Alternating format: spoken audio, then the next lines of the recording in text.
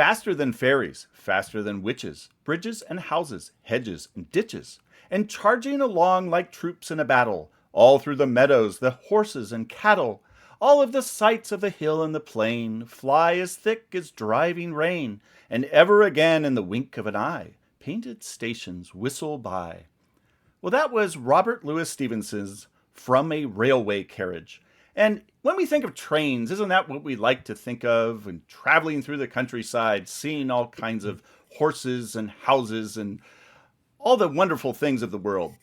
What we don't realize, though, is that railway has been created often by eminent domain, the forcible taking of someone's property. We're going to talk about that and also some other issues that listener discretion will be advised for today on Short Circuit, your podcast on the Federal Courts of Appeals. I'm your host, Anthony Sanders, Director of the Center for Judicial Engagement at the Institute for Justice. We're recording this on Tuesday, August 27th, 2024. We're going to have this case about eminent domain and railways. It should be a uplifting story of property rights, actually. And then before that, we are going to have a story that I should preface, there's some listener and viewer discretion is advised because there are some dogs who are not going to make it through the story and some language that younger listeners you may not want to be listening to. But in the meantime, we have some great people to bring these stories to you. So one of them is my colleague, Betsy Sanz, IJ attorney. Betsy, welcome back to Short Circuit. Thank you, Anthony. It's always fun to be with you. And before that, we're going to have the case that John Wrench, my colleague, is going to bring to you. Now, John is an attorney at IJ, but I am very happy to say, for the first time on Short Circuit, that he is joining us at the Center for Judicial Engagement as our new assistant director. So he is joining me and John Ross and the CJE team in all the great things we do at CJE. We do this podcast, we do other podcasts, Bound by Oath especially.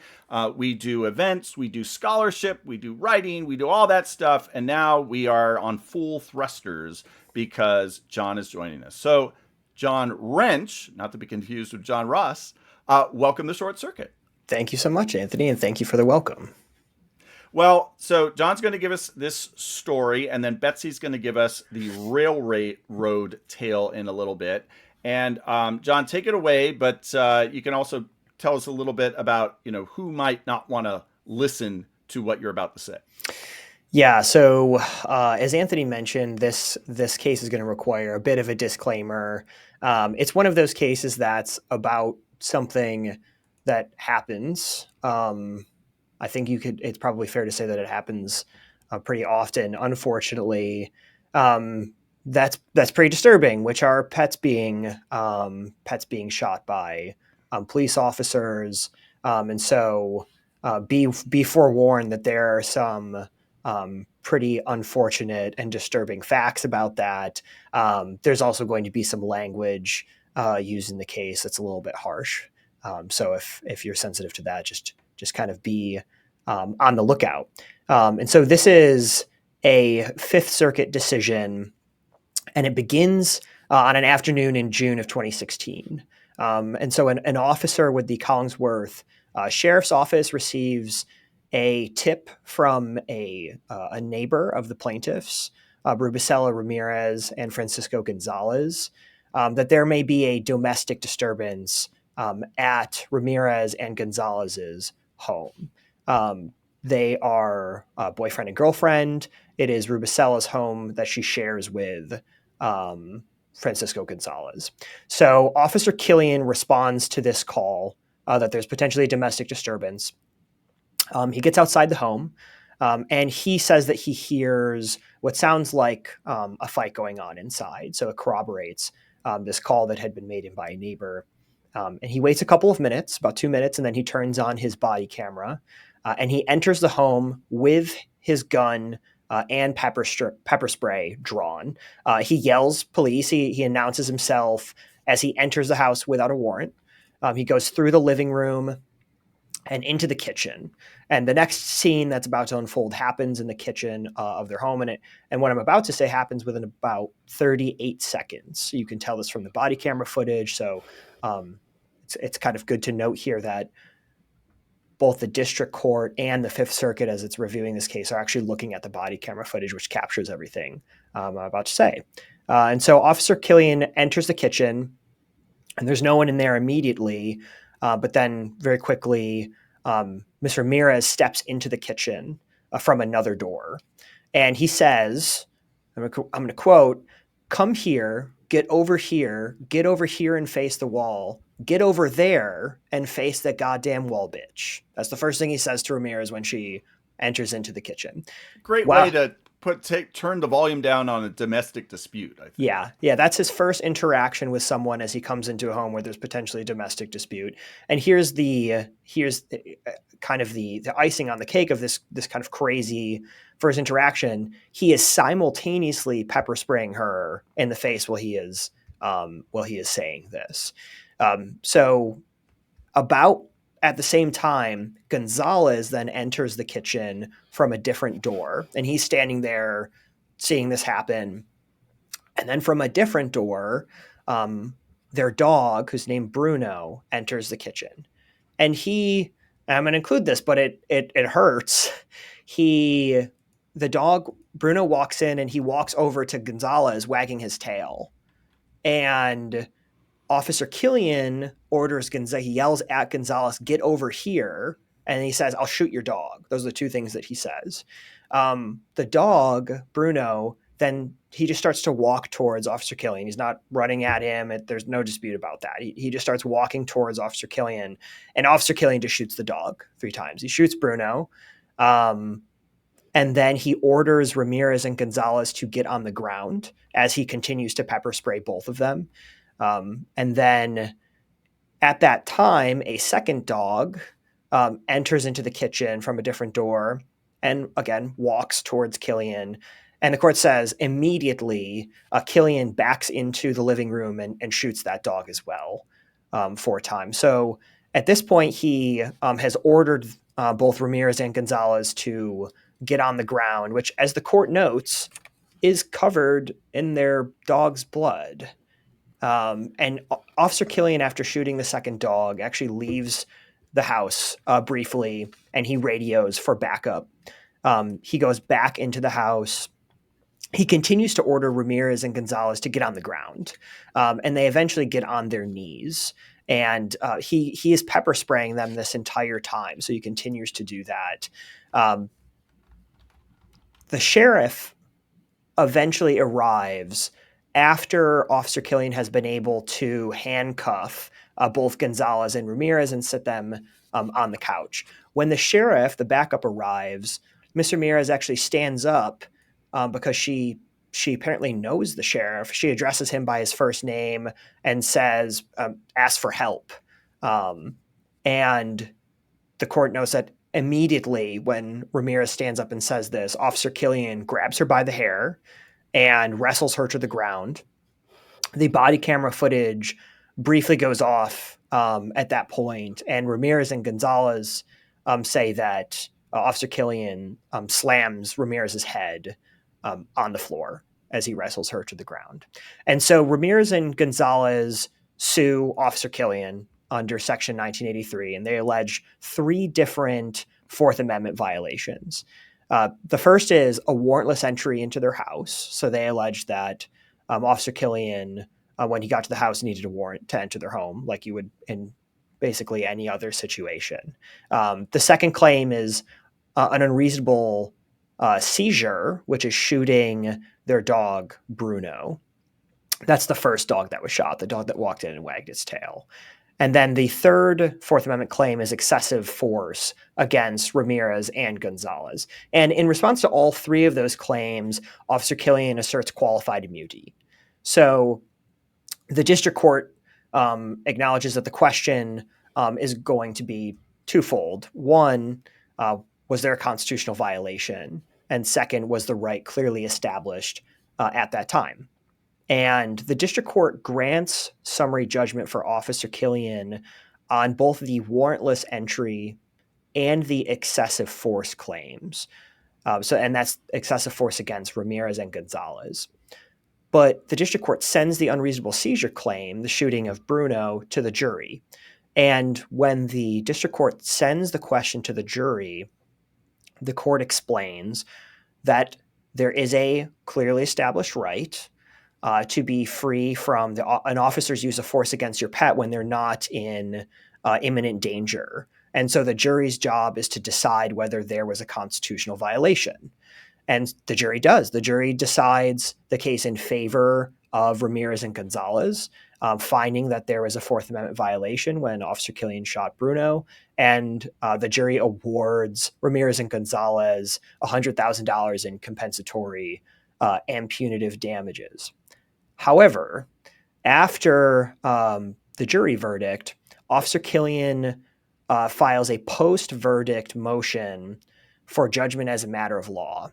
And what he's essentially asking is that the court set aside the jury verdict on the ground that Ramirez and Gonzalez didn't establish sufficient evidence of what an objectively reasonable officer would do. And the district court agrees with Officer Killian.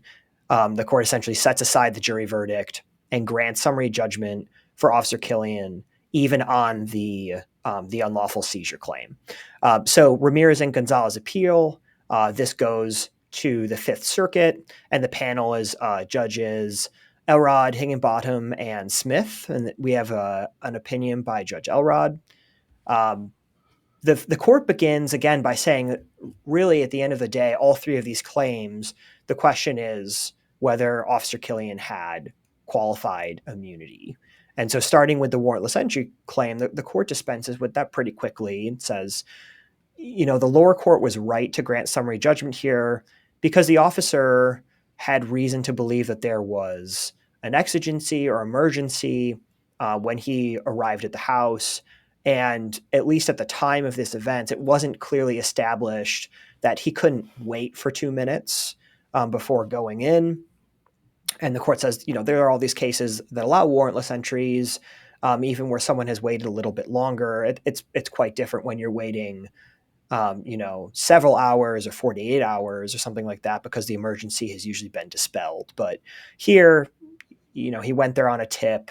The sounds coming from the house seem to confirm that. So the Fifth Circuit affirms summary judgment for the officer on the warrantless entry. However, the Fifth Circuit says the excessive force claim should have gone to a jury. And so the court says it was inappropriate to grant summary judgment for Officer Killian on the excessive force claim. And there's two instances of alleged excessive force. The first is pepper spraying Ramirez and Gonzalez. And the problem with Officer Killian pepper spraying them is that he was saying both come here and go there at the same time as he was pepper spraying them. And so the court says there was either no coherent order or there were conflicting orders. And if there were conflicting orders, they were potentially complying with at least one of those conflicting orders. And even as the officer was telling them to get down and things like this, at one point they were on their knees. And so the court says a reasonable jury could find that this was unconstitutional and violated a clearly established right. And so the second excessive force issue the court also says is actually even easier is Officer Killian slamming Ramirez's head on the ground. The court says there's no evidence that she was resisting. There was no evidence that she was trying to escape.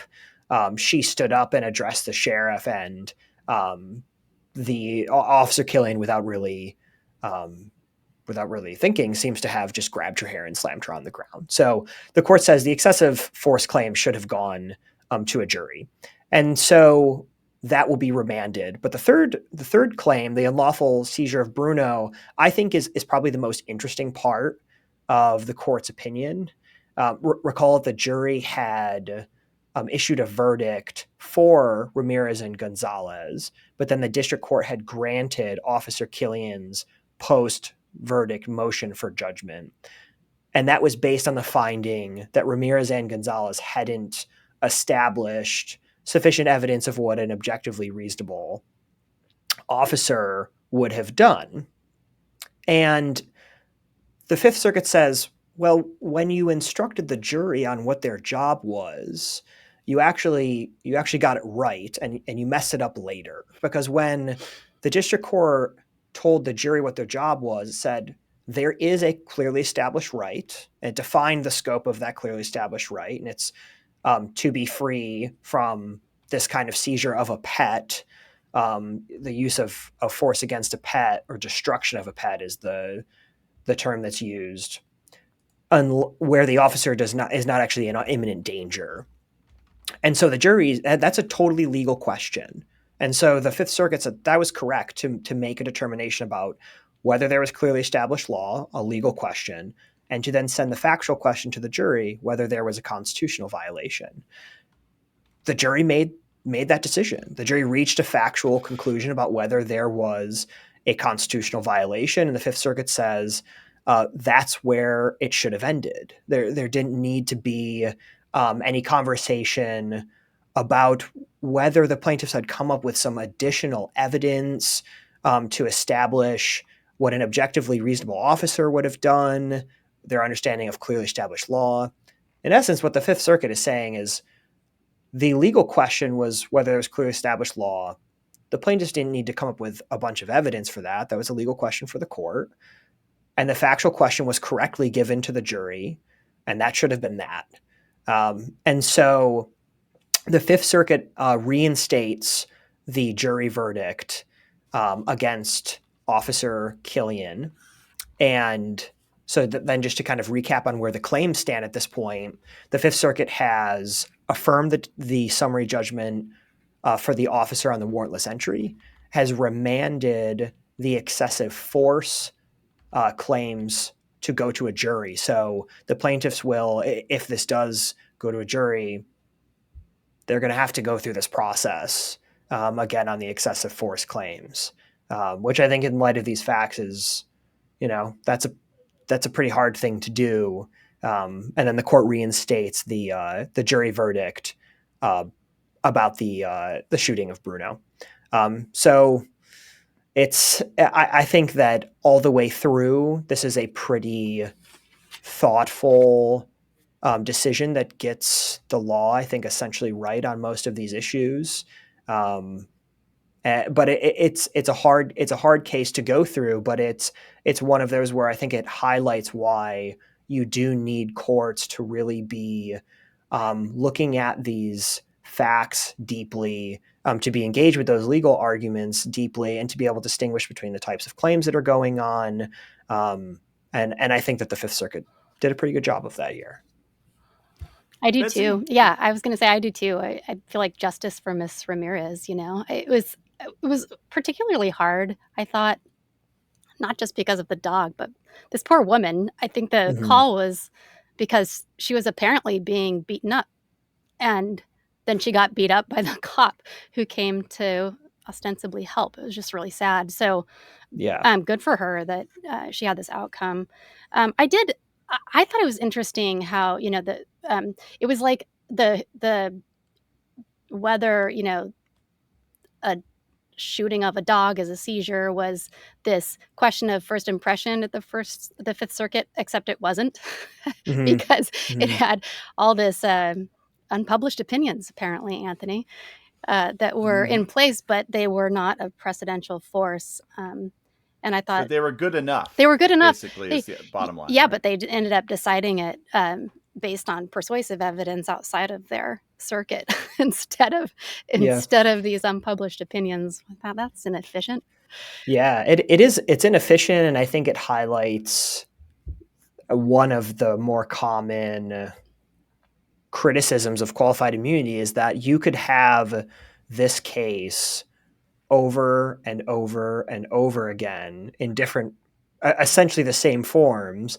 And as long as, two things going on, as long as a court chooses not to determine that there is a constitutional violation and instead starts with the clearly established prong, or there's no precedential opinion at the end of the day, it's very hard, even though there is in some essential way there's law here.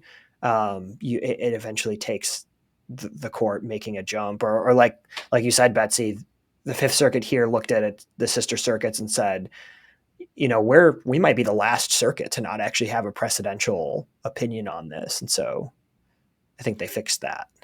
Good for them. Yeah, the Fifth Circuit of all circuits too doesn't have a fact pattern involved shooting a dog that's published opinion, which kind of surprises me. Yeah. That few years ago, when that there was this big batch of cert petitions going to the court, that all of us thought the court was finally going to address qualified immunity in a more substantial way and a more critical way.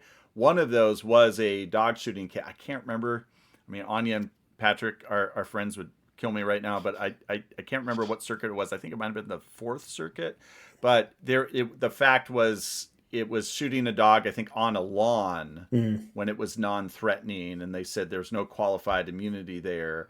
And so it's interesting here in the Fifth Circuit, when there is also no precedent, they do a bit more than that. There's more thinking, more reasoning. They're less narrow with the qualified immunity analysis. So I don't know if you can, come up with a trend from that, but this is an encouraging result in any case. Another thing I thought was interesting in the note. So you harken back, John, to a show we did a few months ago, where the last time we had a parental advisory, where it was a case involving well, it wasn't a case like this, but it did have some language in the opinion, and in that opinion, they just put it right on out there. I'm not going to repeat it, but it was much more harsh language than what the cop actually said to Ms. Gonzalez in this case, and so we thought it was very relevant to the show, and so our friend Sam Gedge said those naughty words, and it's in the opinion. That was Judge Kirsch in the Seventh Circuit, and here we have just much more mild. I mean, I can even say them, I think, without any YouTube or anyone caring. Get over there and face that goddamn wall is one thing that says. But Judge Elrod has them. Well, what do you call it when you edit language? Censor. Yeah, I mean, it's not bleeped out because it's written. Yeah. But anyway, it's G dash dash D dash dash, and the B word is also like that. So I don't know if that's a Fifth Circuit thing, a Judge Elrod thing versus Judge Kirsch thing, but it's interesting to see the contrast and what language makes it into a judicial opinion. It is interesting. And I was thinking of this when I was reading it, that, I mean, and this might be because I'm a dog person. It may be because this language doesn't bother me, but the thing that's the most disturbing in the entire opinion to me is the footnote about telling them to lay down on the ground in their dog's blood. Yeah. That is significantly more disturbing to me than a few swear words. So it's interesting to see where the sensibilities kind of shake out. It's the old question about like what gets an R rating, right? Is it the language, or is it the nudity, or the graphic violence? Usually doesn't seem to matter in the movie, so I guess it doesn't matter in opinions either. Well, one thing that does matter is property rights. So Betsy, tell us about this. So this is actually not a Circuit Court of Appeals opinion. It is from the Pennsylvania Supreme Court. And it involves the Pennsylvania law and the Pennsylvania Constitution, but we're talking about it today because it's got an important result for property rights. It actually involves the United States Constitution just as much. Whoa, so some of that too. That's why it's so fun. This case is, I think we'll call it Wolfe v. Reading Blue Mountain and Northern Railroad Company, but I'm just going to refer to them as the Wolves, the Wolves and the Railroad. This case is great outcome too, and it's a really fun look at where under what circumstances a railroad that has the power to exercise the state's power of eminent domain satisfies the public use clause in the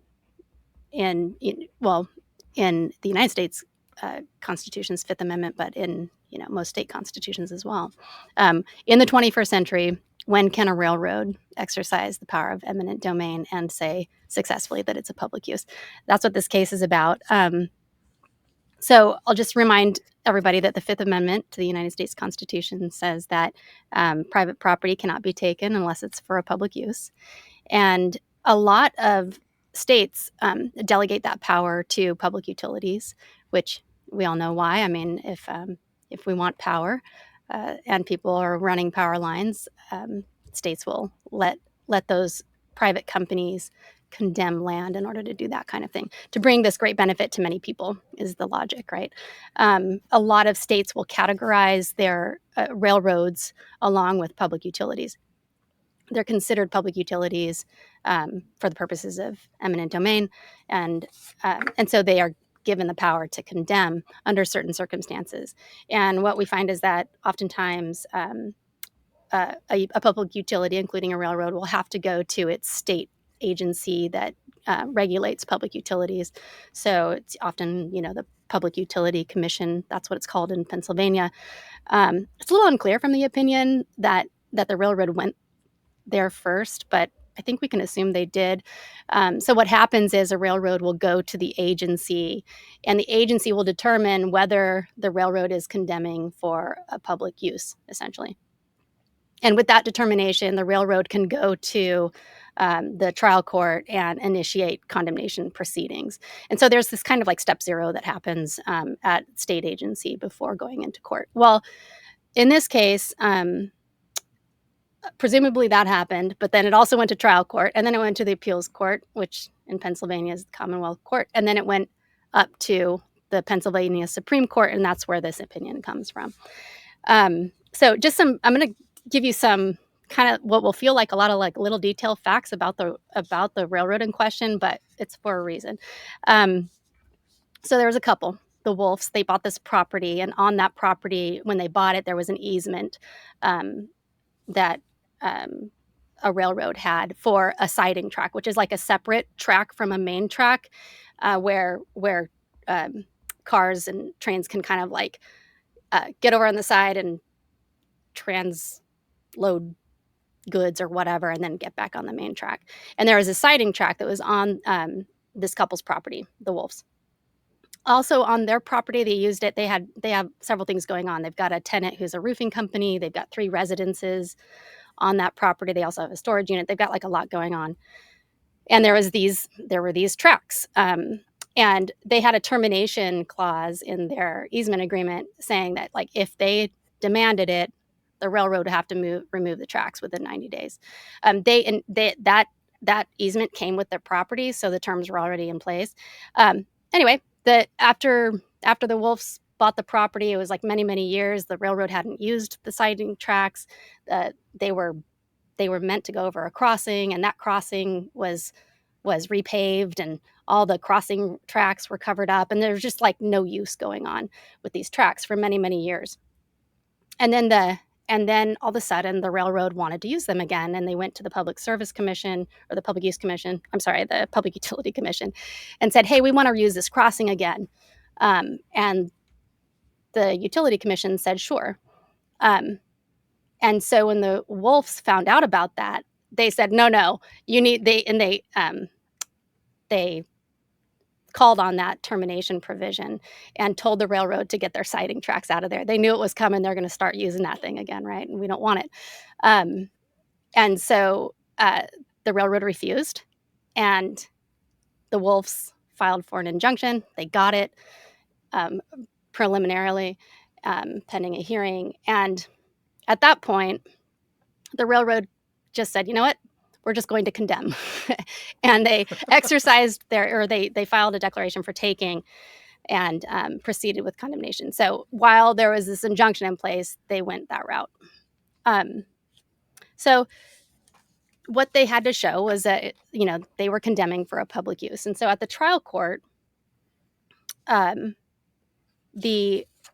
Wolfes argued that, or the railroad said, this is a public purpose and we can take it because We're going to promote, this is what they said, they were going to promote the health, safety, and general welfare of Pennsylvania by serving the public need to have goods transported via rail. Who could argue with that? I mean, generally speaking. And they would further that purpose by getting this crossing going again to serve this business. Well, it turns out that the business they want to serve is this one private business, an asphalt plant. I think it was a plant, but an asphalt company. And we'll give you some more facts about the asphalt company later. But the Wolfes, they invoked the United States Constitution. And it's a little unclear from the opinion anyway, what role the Pennsylvania Constitution had to play. It's not explicitly stated that the Pennsylvania Constitution is invoked by the Wolfes, but the court does say that the Pennsylvania Constitution, the United States Constitution, as far as public use goes, they're interpreted similarly. And so, as you'll see, the court ends up pulling on Pennsylvania case law and all that. So they invoke the United States Constitution. They say it's not for a public purpose. And these are the kinds of things that they point the court to identify that it's not a public purpose. Number one was that it was for a private benefit to one customer. And they point out that the asphalt company was already transporting its goods by truck. And so it wasn't like it was like new access to transport. It was apparently just because they wanted it instead of truck options. Also, there were some use of the Wolf's property that were going to be implicated. So its roofing contractor, its roofing tenant would have its services disrupted. And another fun thing that they pointed out was that the taking of that property for the siding tracks would mean that they would have less parking spaces on their property. And the local zoning ordinance required a certain minimum parking spots be available. So shout out to our zoning justice project and our Texas mechanic case where... So eminent domain causes zoning problems. Yeah. It's like all the bad guys are coming together. It made me wonder, like, who would win, right? Like the zoning ordinance or the taking declaration. I don't know. It would be a fun cage match. It's like watching your two least favorite people just beat each other up. Yeah. Although kind of fun. Yeah. And also the railroad had hadn't even tried to identify any alternative routes. And there were some indications that the siding could have been located on the asphalt company's property, but maybe they didn't want to disturb the possible customer. I don't know. So the Wolfes point all of this out to the trial court, and the trial court was, there's no public use here. They pointed out to this just one customer that's probably going to be benefited, and there's no public transportation that's going to be, employed here. The public's going to get those goods anyway. They're already moving their stuff by truck. So if the trial court was like, no, this is not a public use, get out of here. And the Commonwealth Court, which was the appeals court here, reversed unanimously. And they relied on two railroad cases. There are abundant railroad cases on which to rely, and from past centuries, and indeed they do. So the two cases, these are Pennsylvania Supreme Court cases that the railroad relies upon, or the Commonwealth Court relies upon to find that public use requirement is satisfied here. One was for they were both takings serving just one private business. The railroad would serve just one private business. One was a coal mine, but in that case, the Supreme Court said about the coal mine that the life, happiness, and prosperity of the people of Pennsylvania depended to a very large degree upon getting the coal supply that would be assured by the taking. I love, by the way, that coal case is from 1922, the same year as Pennsylvania Coal versus Mahan, which is this regulatory takings case, big case, and showing what a big deal coal was at that time in Pennsylvania. And if viewers and listeners want to check it out, we our our second episode of the current Bound by Oath season is all about the background of that case, and so you'll learn about railroads, coal, all that stuff, takings. We'll put a link in the show notes. Thank you. The other thing to point out about that is that coal at the time was, an energy source in a way that, it still is, but maybe not, maybe a bigger share of the energy source for a lot of people potentially at that point. So you can kind of see the public welfare connection if you care about energy, I guess. The other case was the coal case was from 1922. The other case that the Commonwealth Court relied upon was a case from 1931, where in that case another single private customer was going to be served by the railroad. It was a manufacturing plant, but it was also like a post office kind of facility. Apparently, there were like 75 postal workers who worked for this company that was going to be benefited, and it was like hundreds of thousands of customers, and the scale of the operation was pretty big. So those were the qualities of those two cases that the appeals court relied upon, but they were both for single customers, and they just found that there was really no difference between a coal mine and a manufacturing plant and this asphalt plant.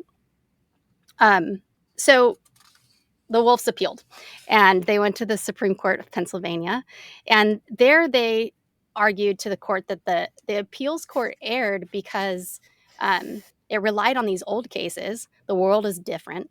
And then also this thing happened in 2005 in Pennsylvania, which was the legislature saw the Supreme Court's decision in Kelo. Of course, that's Kelo versus the City of New London, which is a famous case where the Supreme Court basically said that takings for economic development were public uses under the U.S. Constitution.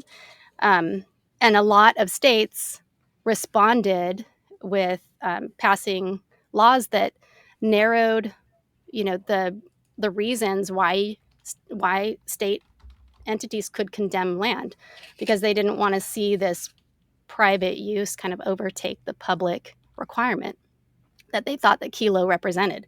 And so the Pennsylvania legislature passed what they called the Property Rights Protection Act. And the Wolfes said that because that was passed in 2005, and these cases are from a long time ago, the court should consider that the legislator's intent is to essentially narrow the circumstances of appropriate, condemnation circumstances. But the thing is that in that act, it explicitly exempted public utilities and it categorized railroads as public utilities. And so, but they said, nevertheless, I mean, it still gives you an idea of the intent here. And those cases are from a long time ago. So they also argued that the court should update its standard for when something is a legitimate, like a sufficient public use.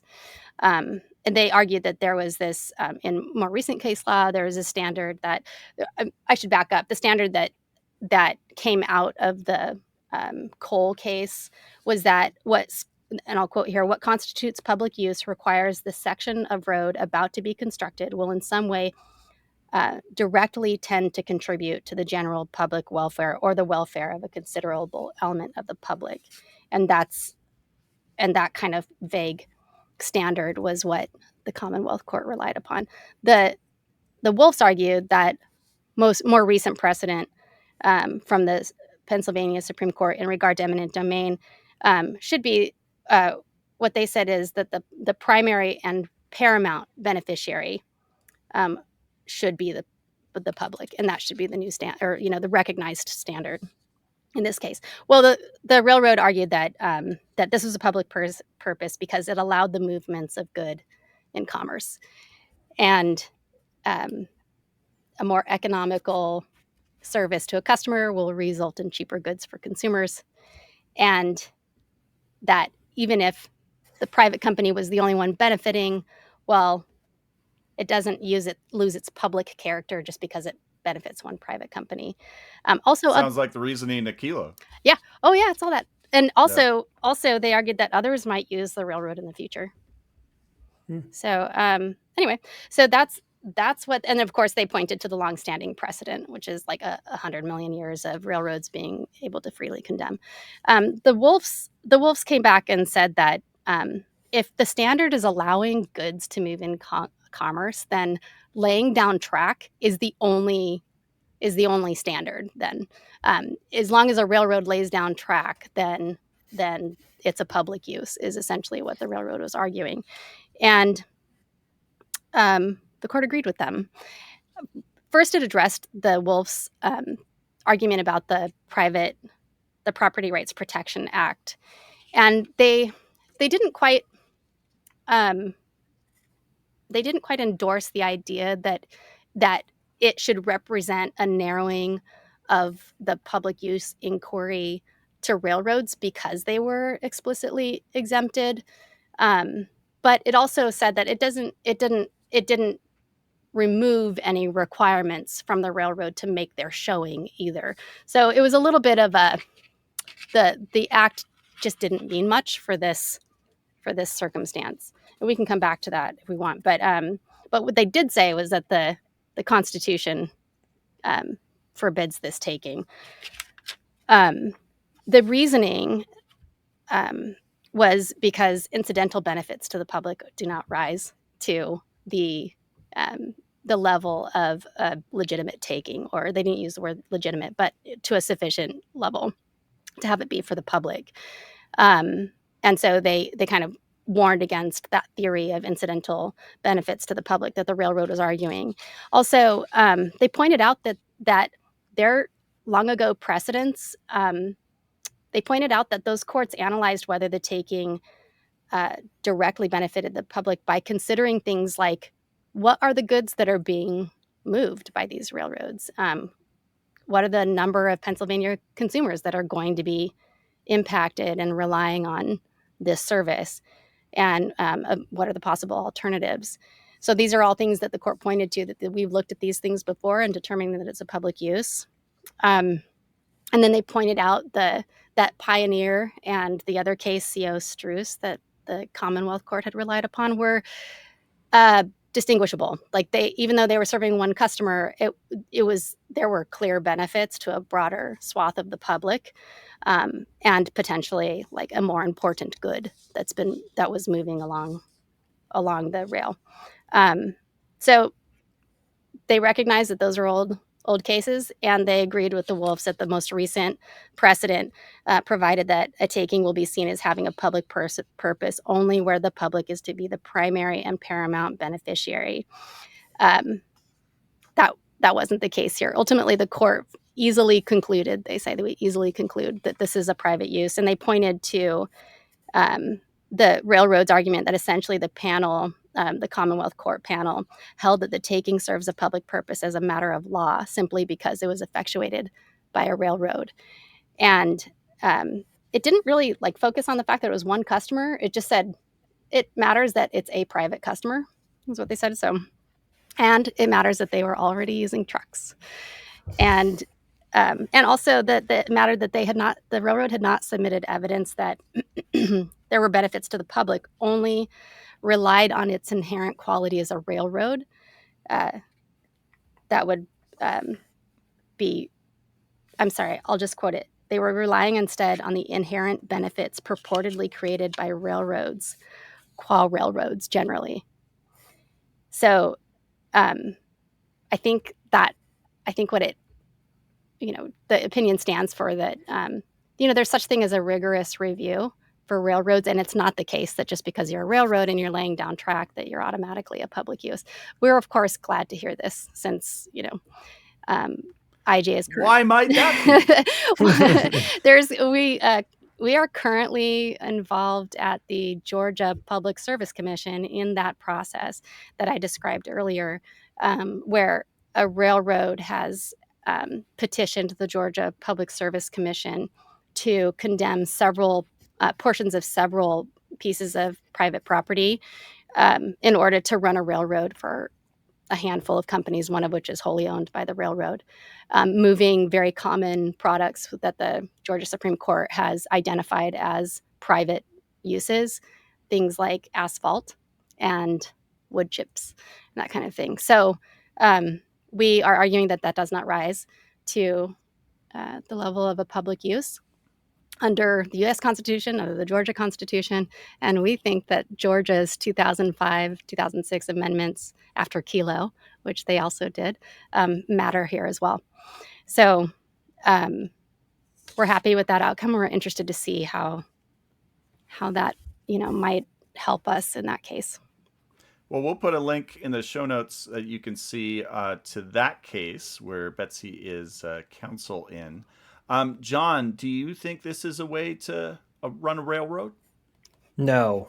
I mean, if the railroad is the Pennsylvania Supreme Court, I think the Pennsylvania is doing a good job of running it. I think this is a great decision. And like Betsy said, I think one of the interesting parts of it, which is especially Kelo kind of is an epitome of, is you can't have this area of law